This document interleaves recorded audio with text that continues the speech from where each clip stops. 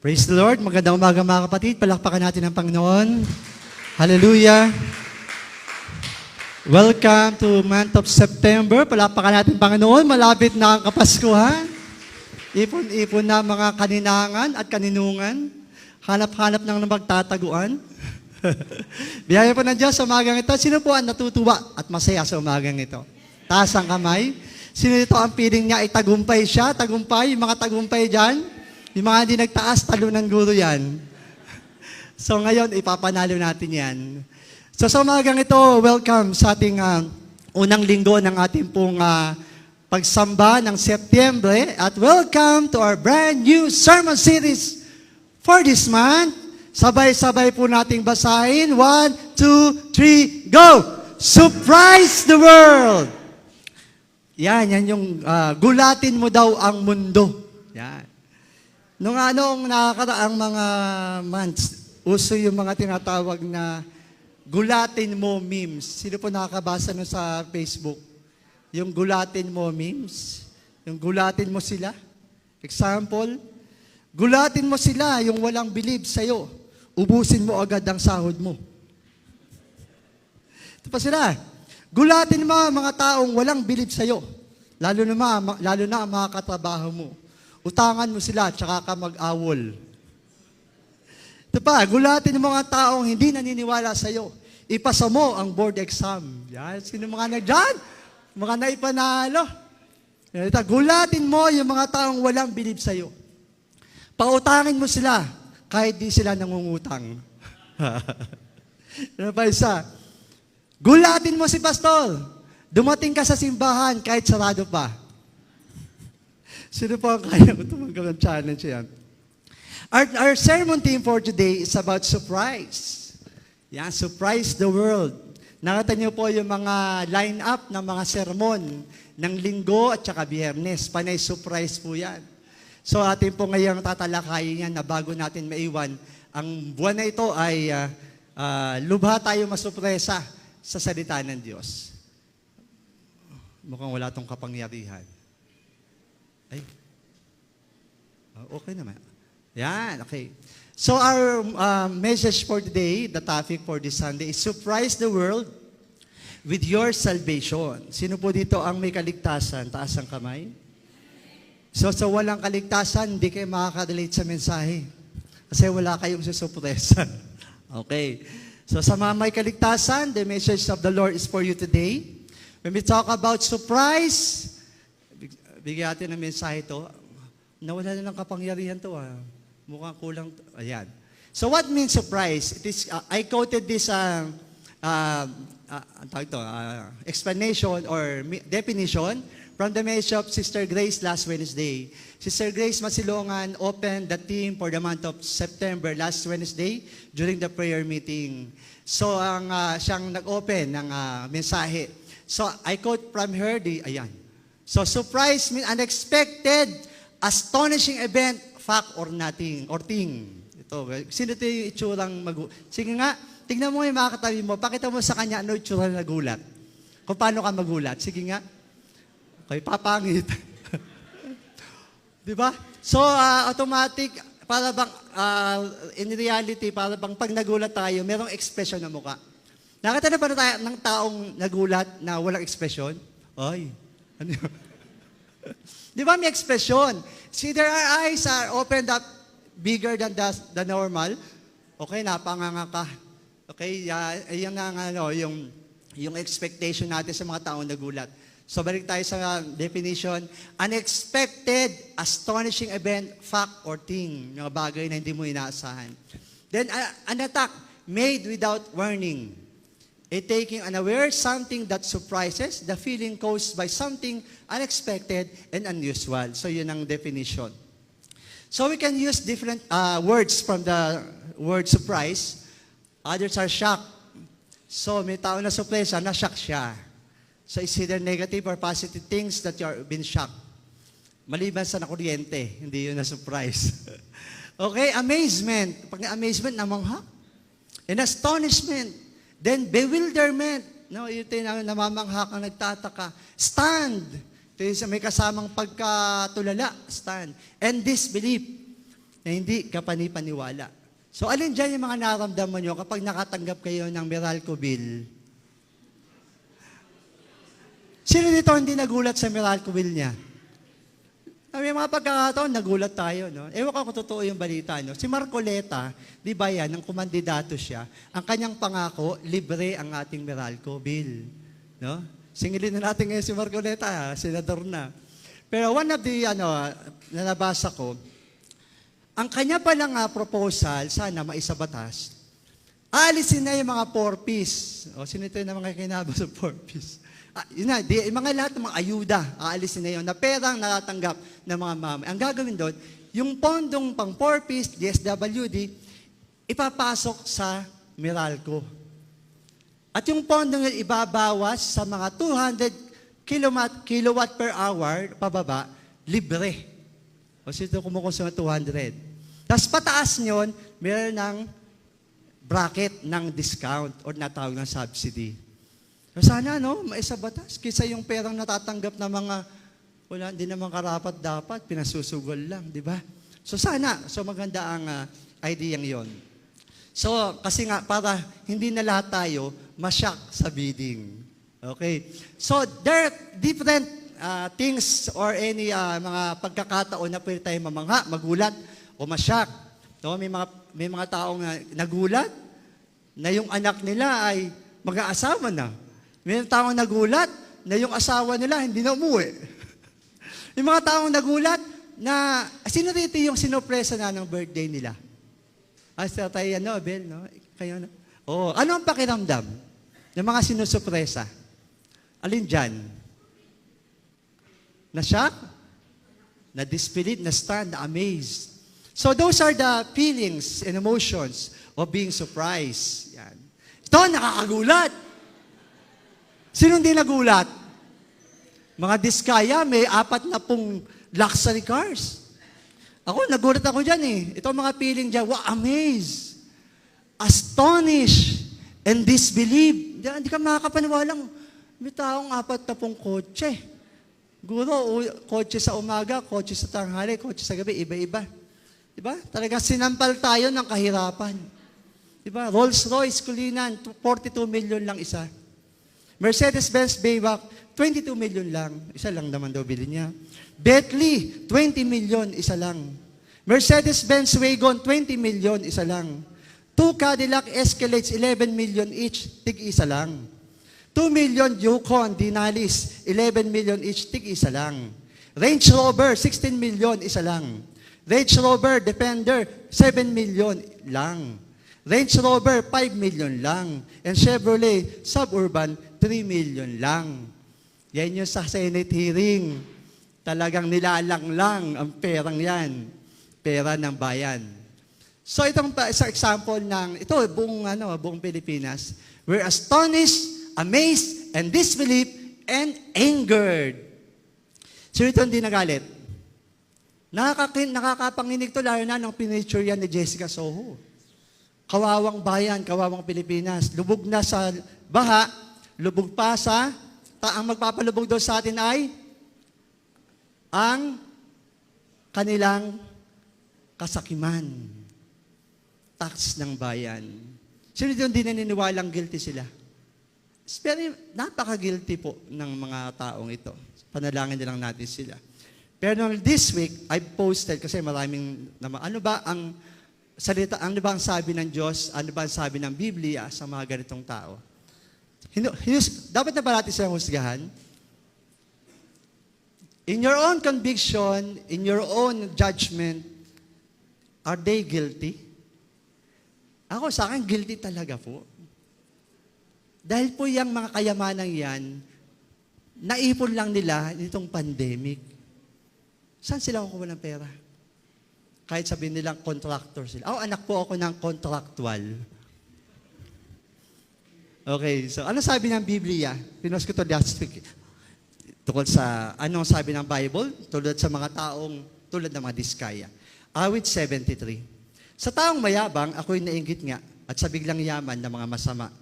Ni hindi nagdanas ng anumang hirap, sila'y masisiglat, katawa'y malakas. Di tulad na ibang naghihirap ng labis, di nila dinanas ang buhay na gipit. Ang pagmamalaki ay kinukwintas at ang dinanamit nila ay pandahas. Ang tibok ng puso nila ay pawang kasamaan at masasama rin ang nasa isipan. Mga ibang tao ay pinagtatawanan ang yayabang nila. Ang layon sa buhay ay ang pang-api sa kapwa nila lang. Gayunman, sa templo doon ko'y natuklas na ang masasama ay mapapahamak. Dinala mo sila sa dakong madulas upang malubos na ang kanilang pagbagsak. Walang kaabog-abog sila'y nawasak, kakilakilabot, iyaong naging wakas. Yan po ang hatol ng Diyos sa mga ganyang tao. Para sa pagkahabag na lang sa kanilang kaluluwa, ipanalangin sila. Na sila'y magbago, makakilala. Sana. Sa ngayon, ang sambayang Pilipino ay, di ba, feeling nila ay biktima. Lahat naman tayo ay biktima. So, di ba? So, marami. So, panalangin po natin ito. Sana po, panalangin din na wag tong lumipas lang na tulad ng iba't ibang issue na nangyayari sa hearing sa Senado. Asa na si Alice ko? Ano nangyari sa pondo ng Yolanda? Yaman-yaman na ni Rojas. Mamamatay lang, pero this time, mga kapatid, hindi man tayo makasama sa mga rally, hindi man tayo makasama sa mga caucus and conference ng gobyerno, mga kakristiyanuhan, sumama tayo sa panalangin. Sana itong simula na mabago na ating bayan. Palakpakan natin ng Diyos, siya ang kumilos sa mga. For today, our introduction for our sermon topic, Jesus says that it is very difficult for a rich person to enter the kingdom of heaven. Yan po ang message. Kaya nga, ang galing no, yung aking message ngayon, on timing sa mga Diskayas. Ang sabi ni Jesus na napakahirap pumasok sa langit ang mayayaman. He compares this difficulty with a camel passing through the eye of a needle. So the disciples wonder aloud, who then can be saved to enter the kingdom of God? Sino ba talaga ang makakapasok sa langit? Our subtopic, the surprise truth about salvation. Ano ba yung supresang katotohanan tungkol sa kaligtasan? Balikan po natin ang ating verse. Matthew chapter 19, verse 23. Then Jesus said to his disciples, truly I tell you, it is hard for someone who is rich to enter the kingdom of heaven. Sabi na pa nga, napakahirap daw ng isang mayaman makapasok sa tahanan ng Diyos, tahanan ng langit. First point, surprise one, the difficulty of the rich to be saved. Why it's surprise? Kasi sa ating verse, nagulat po ang mga disipulo sa sinabi ni Jesus. Okay. Our topic for today came from the prior verses about Jesus and the rich young ruler. Yan po yung kung bakit nasabi ni Jesus yung ating sermon ngayon, yung ating text. Basahin ko na yung kwento ng Jesus and the rich young ruler. Matthew chapter 9, prior verses 16 to 22. Sinabi ni Jesus sa kanyang mga alagad, tandaan ninyo, napakahirap sa isang mayaman ang makapasok sa kaharian ng langit. May isa namang lalaking lumapit kay Jesus na nagtanong, Guro, ano pong kabutihan ang dapat kong gawin upang makamtan ko ang buhay na walang hanggan? Sumagot si Jesus, bakit mo ako tinatanong kung anong mabuti? Iisa lang ang mabuti. Ngunit kung nais mong magkamit ng buhay na walang hanggan, sundin mo ang kautusan ng Diyos. Sinabi ni Jesus sa kanyang alagad, kautusan ng Diyos. So, sinabi ni Jesus sa kanyang mga alagad, tandaan ninyo, napakahirap sa isang mayamang makapasok sa kaharian ng langit. Alin sa mga iyon, tanong niya, sumagot si Jesus, huwag kang papatay, huwag kang mangangalunya, huwag kang magnanakaw, huwag kang sasaksi ng walang katotohanan, igalang mo yung ama't ina, ibigin mo yung kapwa, gaya ng pag-ibig mo sa iyong sarili. Sinabi ni Jesus sa kanyang mga alagad, tandaan ninyo, napakahirap sa isang mayaman, paulit-ulit ang Panginoon, na makapasok sa kaharian ng langit. Sinabi ng binata, tinutupad ko na po ang lahat ng yan, 10 Commandments. Ano pa po ang dapat kong gawin? Sumagot si Jesus, kung ibig mong maging ganap, ipagbili mo ang lahat ng iyong ari-arian at ipamahagi mo sa mga mahihirap ang pinagbilhan at magkakaroon ka ng kayamanan sa langit. Pagkatapos bumalik ka at sumunod sa akin. Sinabi Jesus sa kanyang mga alagad, tandaan ninyo, napakahirap sa isang mayamang makapasok sa kanilang langit. Pagkarinig ng lalaking ito, malungkot siyang umalis sapagkat siya'y lubhang napakayaman. Yan. So yun po yung kung bakit tayo nasa kwentong ito ng storya ng bakit number one na surprise is that why the rich, why it's difficult for the rich people to be saved. Sino ito mayaman? Mayabang. Okay, let's talk about richness. What is the advantage of being rich? Ano ba ang advantage ng pagiging mayaman? O, hindi natin masasabi eh. Sino gusto nito yumaman? Huwag kayong mga hipokrito. Batuhin ang mga hipokrito. Kahit ako gusto ko yumaman eh, di ba? Kaso nakakatakot ang yumaman, baka ako yumabang. Di ba? The advantage of being rich, these are financial freedom. Talaga naman, ang sarap ng mayaman, di mo pinoproblema. Pera, kapag titingin ka ng menu, nakatingin ka dito sa kaliwa, hindi sa kanan. Dahil tayo mahihirap, unang tingin ng menu, saan? Sa kanan, ang mahal. Dito na lang ako sa dessert, tsaka side dish. Di ba?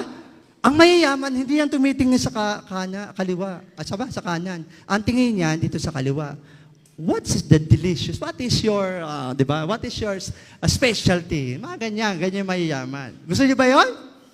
Na pagkakain tayo, hindi tayo naka-budget, financial freedom. Ganyan na naranasan ng mayayaman. Kaya sarap bumarkado sa mayaman. Nilibre ka na lang sa masarap na pagkain. Then, holidays everywhere. Di ba? And anywhere. So, pag mayaman ka, gusto mo mag-holiday, gusto mo magbakasyon, kasi may pera ka, di ba? Punta ka sa iba't ibang bansa, libutin mo buong mundo, because mayaman ka. Then, a great home. Siyempre, hindi pa huli. Basta mayaman. Maganda, bahay. Diskaya nga, yung bahay parang mall. Di ba? So, luxury cars. O, yan na nga. 40 luxury cars. Pagdating sa Senate, 28 na lang. Then, funding for your pastime and passion. Then, ang dami mong pera, lahat ng gusto mong gawin, lahat ng gusto mong pasukin, lahat ng gusto mong ma-experience, magagawa mo because you have the money. Then, good suits and all luxuries. Di ba? Pag mayaman, magandang suot. Lahat ng luho sa buhay, makukuha natin because of our money. Excellent health care. Yes, kapag nagkasakit, ay naku, naka-St. Luke's yan, BGC. Di ba? Okay, punta pa ng Amerika because they can afford. Then, gold teeth. Lalo yata may gintong ngipin ngayon. Para masabing mayaman ako. Nung araw, using gintong ngipin. Nanay ko may isang gintong ngipin dito. Hanggang sa mamatay siya, gusto kong kunin para may isang lahi. Okay. Okay, yun ang kayamanan. There are many advantages of being rich. Now, let's talk about disadvantage of being rich. Ano ba na disadvantage? Ay, hindi ko alam yun. Kasi di man ako mayaman. Hindi ko pa nakakanasan yumaman eh. Pero alamin natin, ano ba ang disadvantage of being rich? Okay, worry. Being rich means you get to worry about everything except money. Mga taong maraming pera, namoroblet, nag-iisip paano ko kontrolin ang mga tao, di ba? Worriness. We can say that money can buy happiness. Naniwala ba kayo? Ano ba kasabihan? Money cannot buy happiness. Pero I believe, money can buy happiness. Pag bumili kayo ng isang bagay, masaya ka. Kapag ba may bago kang cellphone, hindi ka ba masaya? Masaya, nabili mo nga eh, naiutang mo pa nga sa Shopee Pay. Masaya ka kasi everything we have na bago siya, masaya tayo. Pero ang kaibahan lang ng happiness, lumilipas. Di ba? Lumilipas yung kaligayahan ng happiness na nabibili ng pera. Kasi ang ganda-ganda ng bahay mo, napakasaya ko na habang buhay. Hindi totoo yun. Ang ganda-ganda ng asawa ko, masayang-masaya na ako hanggang kay mama. Hindi totoo yun. Papangit yan, tatanda yan.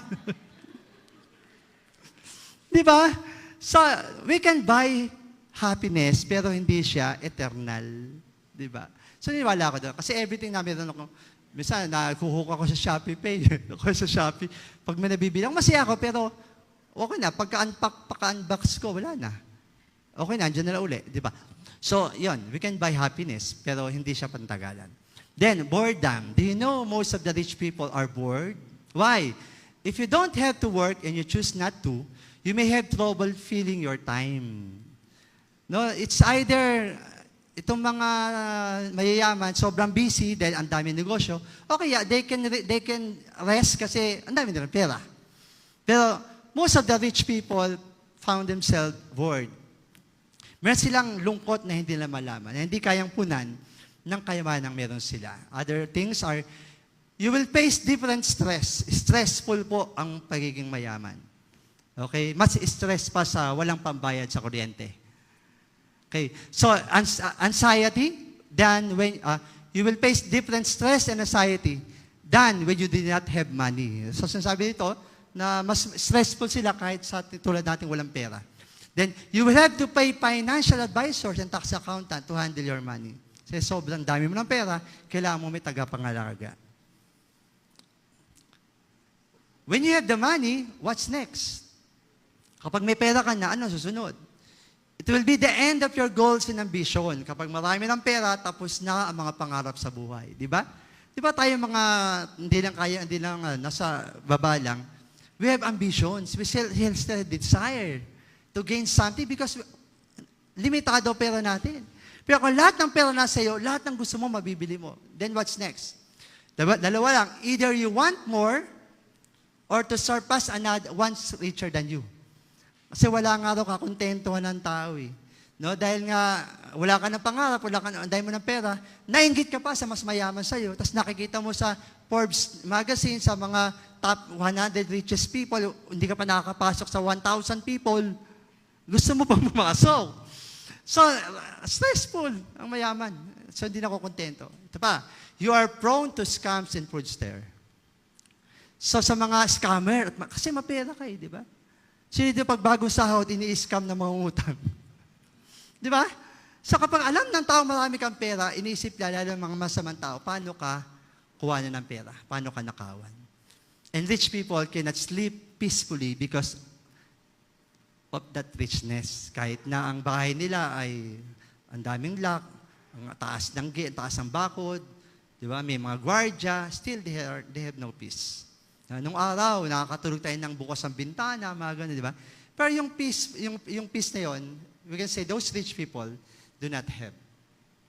So riches, about richness, riches are a problem. Problema daw ang kayamanan because they tend to make us satisfied with this life, neglecting the need for God. Yun yung disadvantage ng kayamanan. Na kapag marami kang pera, o kaya sabihan hindi ka mayaman, pero nasa ng mga bagay na inaasam mo, na hindi ka kinukulang, na anytime may pera ka, anytime nandyan, hindi ka na nagdadasal kasi the fund is available, di ba? Neglecting the need for God. I don't need God today because I have already the insurance, I have already the plans, di ba? Pero iba yung wala. Diyos ko, Lord, wala akong papacheck up, albularyo na lang, Lord. Di ba? Iba yung wala, yung bang wala kang sasunod, kundi ang Diyos. Yan ang gusto talaga ng Diyos. Yung pang tipong siya ang kailangan. Pero ang mayayaman, yung norms of this world, that you can live, lots of money, lots of friends, and lots of properties, all the things you have, meron ka. Kailangan pa ba ang Diyos? Di ba? So, nakita natin bakit sa Biblia, kayo na, ilang beses sinabi sa verses na, lagi sinasabi nila, ilang beses ang binanggit, sila 5 beses yata, na mahirap makapasok ang mayaman sa karera ng Diyos. So, huwag na kayo yumaman. Okay. We'll talk about richness, ay mayayaman, mga diskaya tulad niya. Pero yung tayo ng mga average people, dati na-present ko yun yung mga bracket na mayayaman, you can also, call yourself rich kapag nandito ka na sa bracket. So tayo mga employed, mga may business, yung mga hindi tayo, so we are not rich. No? Kumbaga nasa average lang tayo. So we cannot call ourselves rich. Yes. But there are people, mga ka-level natin, minsan yung pagyaman nila, yung pag-unlad, nagiging ganito. Tama? Merong binigyan nung dating jobless, naglilingkod sa Lord. Nung binigyan ng Lord ng trabaho, umalis sa Lord, nag-focus sa trabaho. Something like that.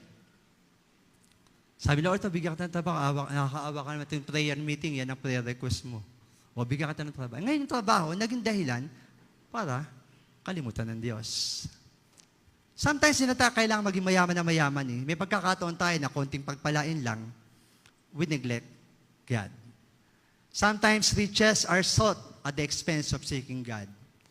Yung paghahanap ng kayamanan, kapalit ng paglayo sa Diyos. Sa mga kapatiran natin, mga kakilala natin na may mga, bukod sa employed, may mga nagnenegosyo. You have your own business, it's either merchandising, networking. Yes, that's good. Maganda po yan kasi sa Biblia naman, kahit ang mga apostoles, nagtatrabaho. Si Pablo, tent maker. Si Ananias, yung nagbigay ng ano sila, negosyante. So, hindi naman binabawal ng Diyos sa tayo maghanap buhay, magsumikap, na umunlad ang buhay. Now, God is blessing you today in your businesses and employment. Pero ang nakikita kasi din ng Diyos, hindi mo siya nakakalimutan. Pero subukan mo kaya. Try kayang mag-focus ka sa pinagkakababalahan mo ngayon.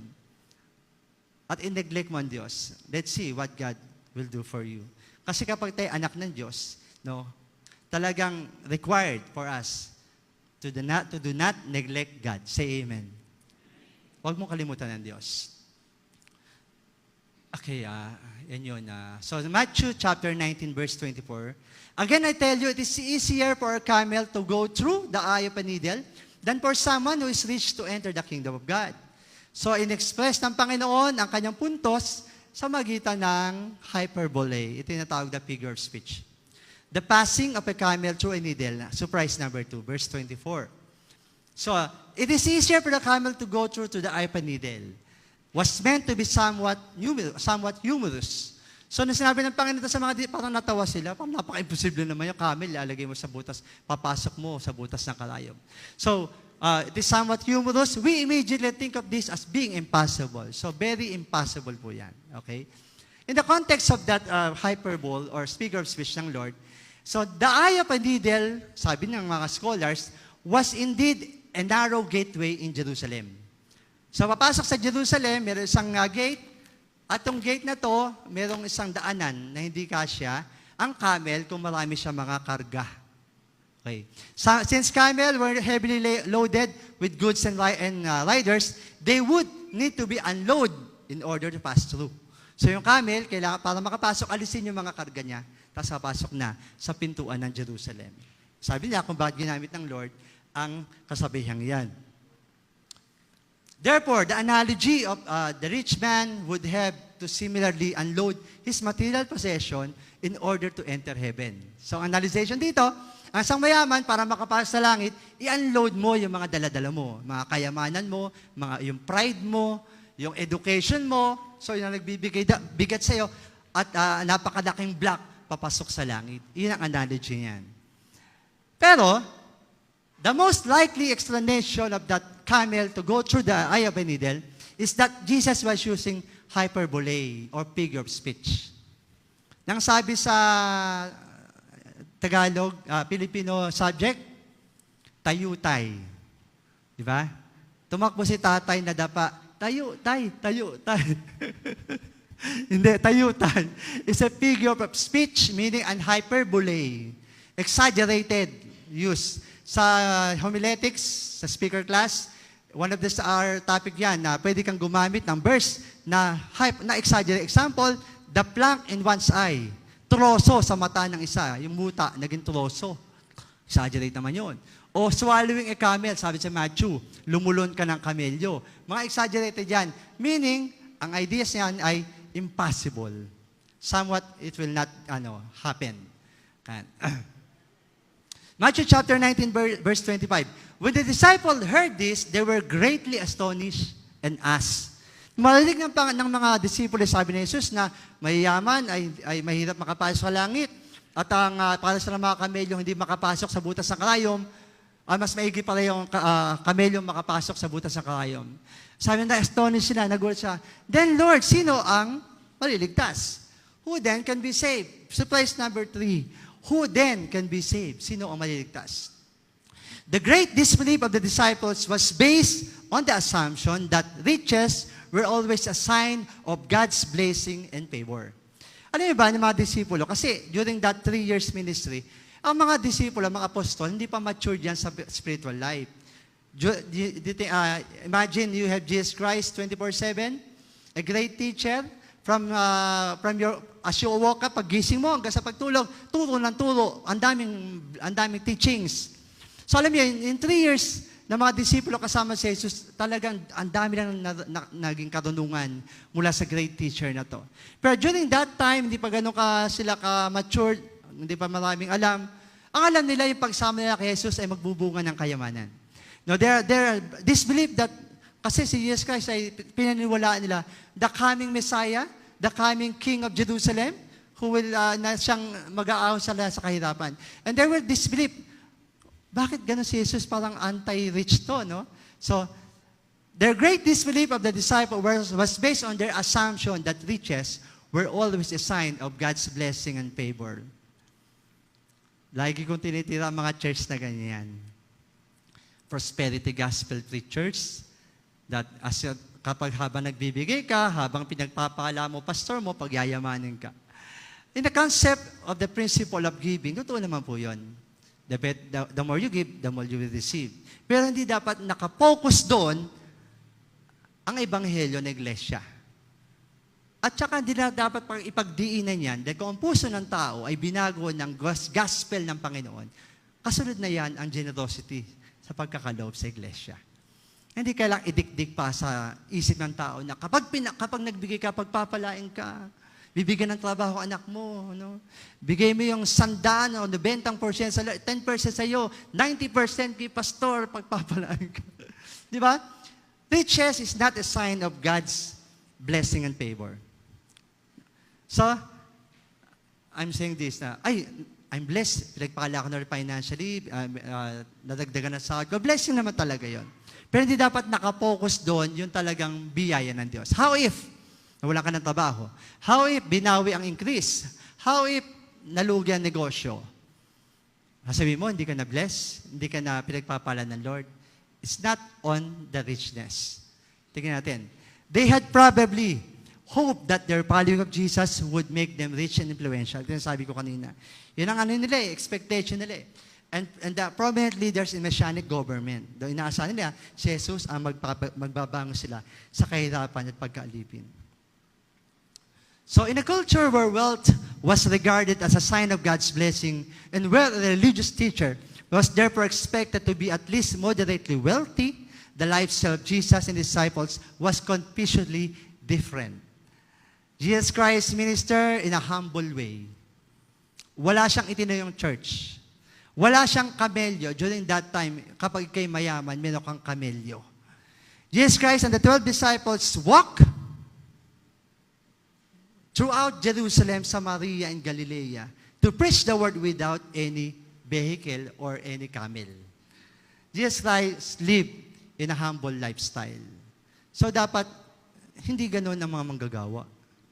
Maliban na talagang mega church. Alam nga namang mega church na nga, kawawa naman yung pastor. Diba? Automatic naman yun eh. Kapag pinagpapala iglesia, automatic manggagawa pinagpapala. Diba? Kapag giver iglesia, automatic, hindi dapat. Kapag giver manggagawa, bubuo siyang pababa, magiging giver ang mga miyembro. Kapag pinagpapala, gumagwapo, gumaganda ang miyembro, automatic yun, gwapo at maganda ang mga manggagawa. Palakpakan natin ng Panginoon. So dito pinapakita yung lifestyle ng Panginoon when He ministered in 3 years. Diba? So expect dapat maganda church niya, dapat meron sa sinagoga, o kaya meron silang temple, pero hindi nangyari yun eh. No? At ang mga kanyang mga disipulo ay iniwanan ang kanyang mga kabuhayan just to follow Jesus. Matthew chapter 19 verse 25. Jesus looked at them and said, with man, this is impossible, but with God, all things are possible. Kaya na inulit-ulit natin ang mga hyperbole, ang mga sobrang exaggerated sayings that imposible yan.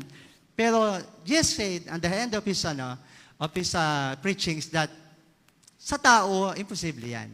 Sa tao, parang kamelyo yan na mas okay pa ang kamelyo makapasok sa butas ng karayom.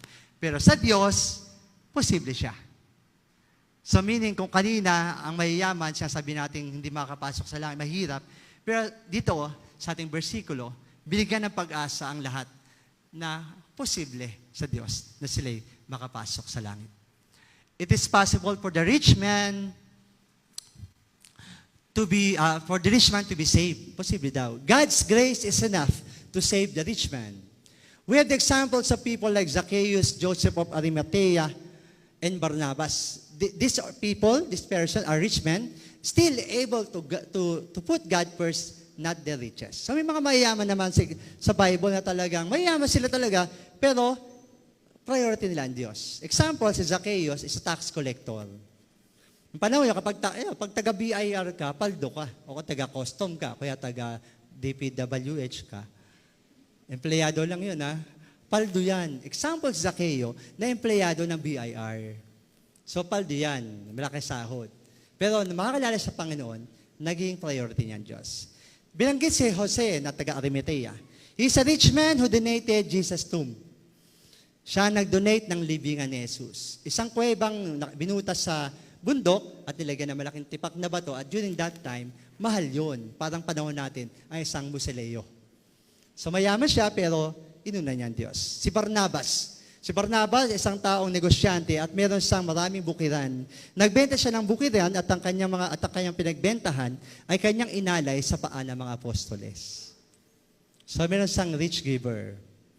So, pinagpapala ng Diyos maging ang mayayaman kung sila ay lalapit sa Diyos. Jesus' message is clear. It is impossible for anyone to be saved on his own merits. Kapag sariling kakayahan lang, hindi sila makakapasok sa langit. Ang sabi sa Ephesians chapter 2, verse 8 to 9, For by grace you have been saved through faith and not of yourself. It is the gift of God, not of works, lest anyone should boast. That's a beautiful truth, isn't it? We're not saved because of our own greatness, intellect, effort, or merit. Okay? Sapagkat dahil sa kagandahan loob ng Diyos, kayo ay naligtas sa magitan ng pananampalataya. At ang kaligtasan ito ay kaloob ng Diyos at di sa magitan ng inyong mga sariling gawa. Hindi ito bunga ng inyong mga gawa, kahit walang dapat ipagmalaki ang sinuman. So our salvation is not our effort, it's not our merits.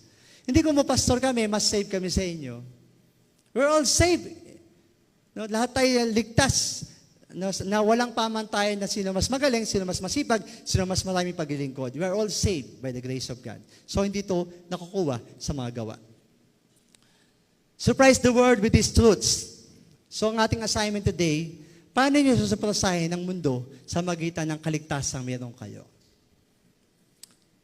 This is the word of truth to surprise the world.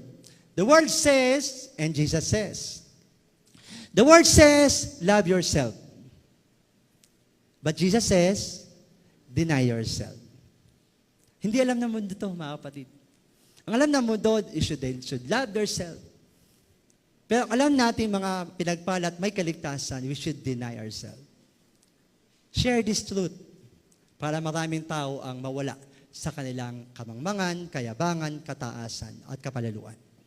Next, follow your heart.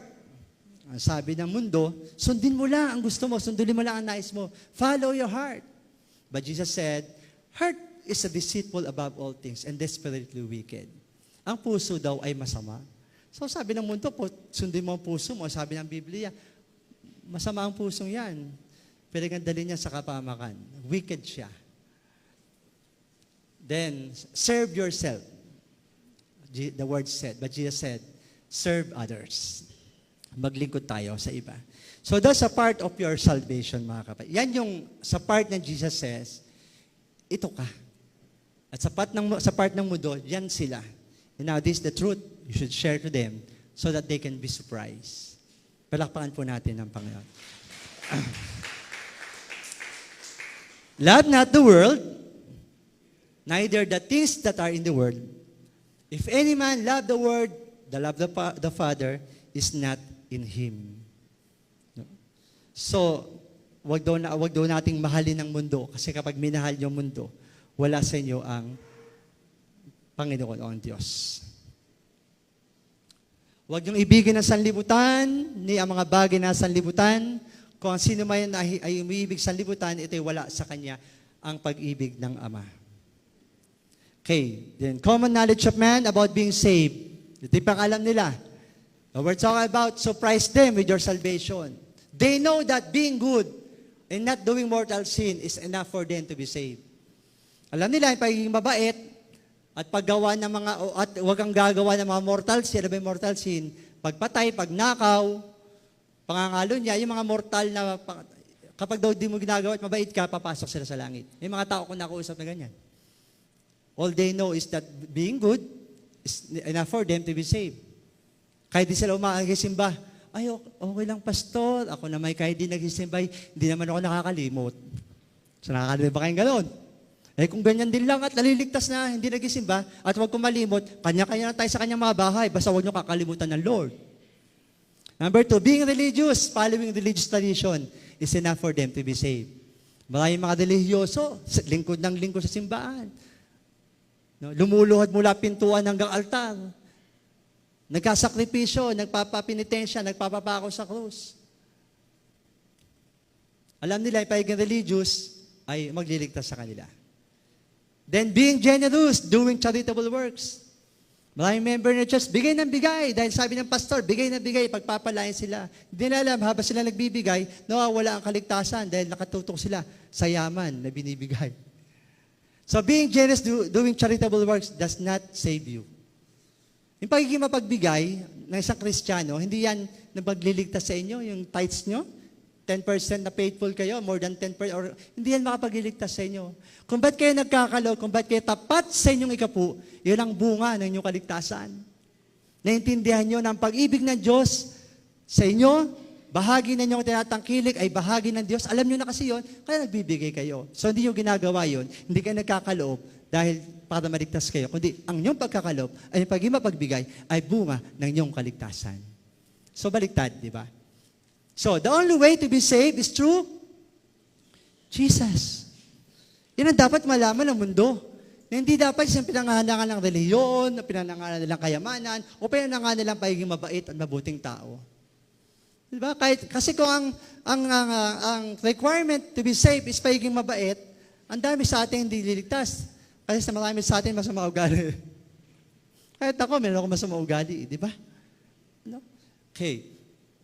Romans chapter 10, verse 9 to 10, if you declare with your mouth, Jesus is Lord, and believe in your heart that God raised Him from the dead, you will be saved. Malinaw ang sabi ng Biblia, kung ipapahayag na yung labi na si Jesus ang Panginoon, at buong puso kang sasampalatan na siya muling nabuhay, maliligtas ka. So napaka-simple bang pala, pwede silang magulat eh. Ganun lang, samantalang ang dahil ko na na-donate sa church. Samantala, ang tagal ko na sa religion na to, hindi ako diba? So, you should know. They should know. Surprise them that only Jesus can save them. Palakpakan natin si Jesus. Verse 10, for it is within your heart that you believe and are justified. It is with your mouth that you profess your faith and be saved. So, napakahalaga po ng pagtanggap sa Panginoon. Alalahanin nyo, you must receive Jesus Christ. Yung prayer of acceptance, napakahalaga po nun. Ito yung the sign that you save, na meron kang ganyang panalangin. Tinanggap mo si Jesus bilang tagapagligtas. Jesus' stressed salvation was not obtainable, and in conclusion na tayo, last 5 minutes, Jesus' stressed salvation was not obtainable through countless ways. It was and is through faith alone, in Christ alone, and the saving work on the cross on our behalf. So napakalinaw po yan. Okay? So, napakahalaga po ng pagtanggap sa Panginoon. Tulad ni Pablo, ang sabi niya sa Pilipos, ang totoo, ako'y may sapat na dahilan upang panghawakan ang mga panlabas na seremonya. Kung iniisip niyo naman na siya may katiwirang umasa sa ganitong gawain, lalo na ako. Ako'y tinuli na ikawalong araw mula na ako isilang. Ako isang tunay na Israelita, buhat sa angka ni Benjamin at katutubong Ebreo. Kung ang pagsunod naman sa kautusan pag-uusapan, ako isang pariseo. Dahil sa masugid kong pagsunod sa kautusan, inusik ko ang iglesia. Kaya't kung sa pagiging matuwid ayon sa kautusan, wala ring may susumbat sa akin. Ngunit dahil kay Kristo, ang mga bagay na pinapahalagahan ko noon ay tinuring ko ng walang kabuluhan ngayon. Oo, itinuturing kong walang kabuluhan ang lahat ng bagay bilang kapalit ng lalong mahalaga ang pagkakilala kay Kristo na Jesus na aking Panginoon. Ang lahat ng bagay, ipinalagay kong walang kabuluhan, makantang ko lamang si Kristo. So, ito po example ni Pablo, na ang dami niyang alam sa Bible, religious siya, akala niya ligtas siya. Pero na-realize niya, hindi pala yun. Si Jesus ang kanyang kaligtasan. For faith group Jews, kay mga kapatid, every Sunday, I advise you to have always a takeaway. Ano ba yung takeaway? Ano yung mensahe ng Diyos sa araw na ito na pwede ko sa buhay, na-touch ako, di ba? Dapat may ganun. Kapag umuwi kayo bawat Sunday na walang ganun, lugi kayo. Namasahe ka, nagbihis ka, nagpabango ka, naglakad ka dito. Yung effort nyo, useless. Sorry to say. Every Christian who attended church services, every time you walk out from that door, dapat meron kayong takeaway. And faith group will help you for the takeaways. Faith group, gising. Sa mga faith group. Hindi ko namin kayo inuutusan, pero please, maawa po kayo sa inyong mga hinahawakan. Kung di nyo po kayang hawakan, pakipasa po sa mga nagpupursige sa kanyang faith group. Okay, this is your accountability to the Lord. Sorry, ibinigay namin sa inyo, pero it is the leading of the Lord in our church. Faith group use, reflection question. What truth about your salvation you heard today that may surprise others if you will share it to them? Ano daw yung katotohanan sa kaligtasang meron ka ngayon, na narinig mo ngayon, na pwede mo isurpresa at ibalita sa iba? Application challenge. For the first time, we have the assignment. List down 5 people whom you want to share that surprise truth about salvation. Reach them out before our sermon team for this month ends. So, 5 to, dapat, bago matapos ang buwang ito, na-share muna yung surpresa ng kaligtasan. Palakpakan po natin ng Panginoon. Tayo po lahat ay tumayo, tayo po magpasalamat sa Diyos. Maraming salamat, Panginoon, sa iyong mga salita. Salamat, Ama, sa iyong salitang nagbigay sa amin ng pag-asa. Nagbigay sa amin, Panginoon, ng buhay, ng aming pong kaluluwa ay nangangailangan na yung mga salita. O Diyos, salamat sa mensahe tungkol sa mayaman na hindi kaya makapasa sa langit, na higit pang mainam ang mga kamelyo makadaan sa butas ng kalayo. Subalit naman naintindihan namin na walang imposible sa iyo. Panginoon, kami pinagayaman, subalit hayaan mo, O Diyos, kung kami mayumaman, kung may pinagayaman, huwag itong maging dahilan upang makalimutan ka namin. Nais namin yumaman, nais namin maaluan, subalit Ama, kung makakamtaman namin to at yung dahilan ng aming pagtalikod sa iyo, huwag na lang sana, Panginoon. Ama, sa umagang ito, pagpalay mga iglesyang nakapakinig ng mga salita, O Diyos, nawa sa paglabas sila sa pintuan ng iglesyang ito, dala-dala nila ang take away na yung message, Lord. In Jesus' name, amen. Good morning, everyone. God bless you all.